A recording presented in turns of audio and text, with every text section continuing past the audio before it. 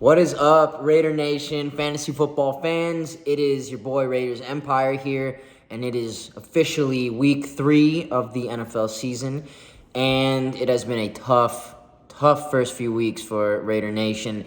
But if you're like me, the fantasy football success has been masking it just a little bit, masking the pain just a little bit, but hopefully we get back into the win column. Both teams are 0-2, the Tennessee Titans and the Las Vegas Raiders. So both teams are kind of looking to save their season right now. It's kind of difficult to climb out of an 0-2 or an 0-3 hole in this AFC conference, but let's just get right into the fantasy aspect of everything. First off, looking back at the Raiders' defense, I don't think they're streamable yet again. Just too many good options above them. Although there is some upside with Max Crosby and Chandler Jones going up against a Taylor Lewan-less Titans offensive line, going up against rookie Nicholas Petit-Frere and backup Dennis Daly. So there is some upside there. But we are missing Denzel Perryman. I think Trayvon Merrick should be back this week, which is good news. And we just hosted Blake Martinez for a visit, so that's something to keep an eye on right there. But yeah, just not streamable just yet. Even against a depleted and pretty bad Titans offense. But let's get into everyone else. Derek Carr to start us off here on the offense. Derek Carr, I gotta be honest, I'm picking him up this week. I like his odds against this young Titans secondary, all between 22 and 24, besides that of Kevin Byard, who is the only issue, I think, against this the Derek Carr streaming option this week. I picked up Derek Carr to replace Tom Brady in a league this week because Tom Brady and the Bucs offense haven't been putting up much production for me, and Derek Carr, even though he hasn't played lights out the last 2 weeks, he's been a better option. So I'm picking him up this week just to see how he does. If he can't carve up Roger McCreary, who's 22 years old, Amani Hooker, 24, Rashad Weaver on that Titans defense, who's been giving up a lot of points to Daniel Jones, to Josh Allen after that blowout last week, then I think there's some deeper issues there. But I'm starting Derek Carr this week. In more than just a super flex, and in more than just a 12-team kind of bottom-of-the-barrel option this week. Now let's move on to running back. Josh Jacobs has missed practices all week with an illness. There is kind of no sign if he's going to play or if he isn't going to play. We're kind of waiting. He didn't travel with the team today, but that could just be precaution with the illness and everything. But not a clue. I wouldn't be too concerned if he does play. That's a pretty great option because I think the Raiders coaching staff is starting to realize that they're just simply not running the ball enough, and I think he's due for a breakout game.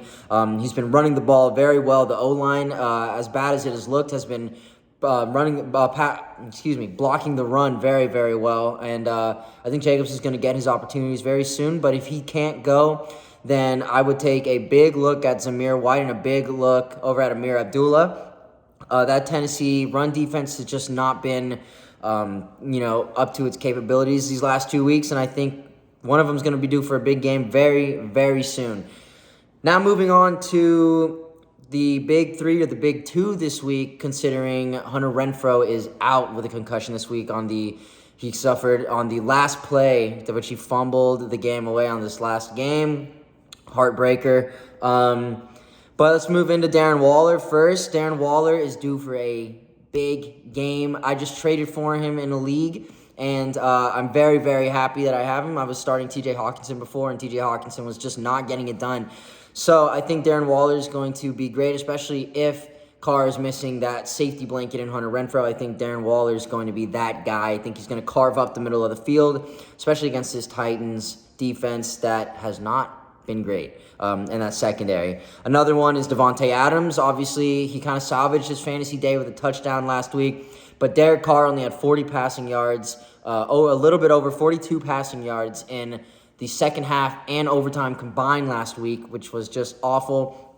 And so Adams was kind of held in check that game, which is not something I think anybody really saw coming, but I think Devontae Adams is due for a big bounce back, but it's all going to depend on Derek Carr. But Devontae Adams absolutely has no reason not to feast against this young and vulnerable Titans secondary. He's an automatic start. I think Darren Waller is an automatic start. There should be a wide receiver 1, tight end 1 lock this week. But it all comes down to Derek Carr. It all comes down to Josh McDaniels because that play calling has just not been it this season. And so if we can get a little bit more efficiency and start taking some shots downfield, then that's going to be good for PPR and regular leagues. So just keep an eye on that. But I think all are easily starting options. Even Mac Hollins, I think, is worth a deep and maybe a 12-man to 14-man flex if you need somebody. If you're dealing with injuries, if you have maybe Chris Godwin on your starting lineup and you need someone to fill in, maybe Mac Hollins might be worth a look. I know he's gotten a lot of targets these last few games, but only 82 receiving yards combined. But just something to keep an eye on. Mac Hollins, I think, has been more productive than Hunter Renfrow this season, which is something no one saw coming. But I think Hunter Renfrow is going to bounce back when he is healthy. So, yeah, that's just this week. Tennessee Titans, Las Vegas Raiders. Really, really hoping and praying that the Raiders get back into the win column this week. But I hope I can help you get back into the win column in your fantasy league. So, let's go, Raider Nation, fantasy football fans.